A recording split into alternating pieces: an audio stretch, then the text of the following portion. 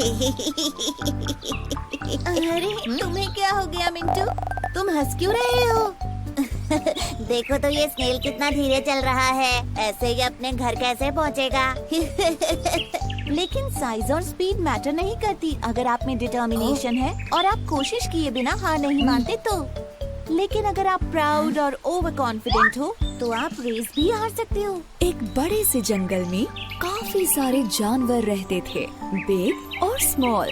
वहाँ एक खरगोश भी था जिसके बनी टीथ, सॉफ्ट फर और लंबे कान थे। उसे अपने ऊपर काफी प्राउड था। मैं इतनी तेज दौड़ सकता हूँ कि कोई भी मुझसे कभी नहीं जीत सकता। एक दिन उसे एक छोटा सा कछुआ दिखा जो धीरे धीरे उसकी तरफ आ रहा था।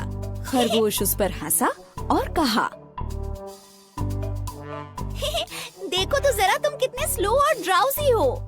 कछुए ने खरगोश पर ध्यान नहीं दिया और चलता रहा, लेकिन खरगोश ने कछुए का मजाक फिर उड़ाया। कम ऑन, मेरे साथ रेस लगाओ या फिर हार मान लो। कछुए ने खरगोश से कहा, कोशिश करने में कोई बुराई नहीं है। चलो ठीक है, करते हैं दोनों रेस।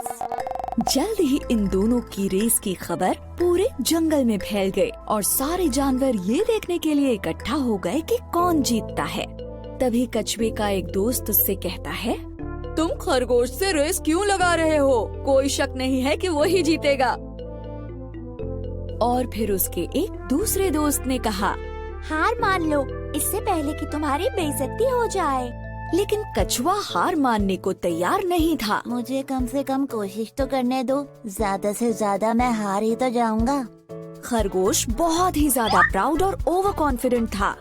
दिखाओ हमें तुम कितना तेज दौड़ सकते हो। अरे नहीं, चल सकते हो एक्चुअली। दूसरे जानवरों ने उन्हें चीयर किया और रेस शुरू हो गई।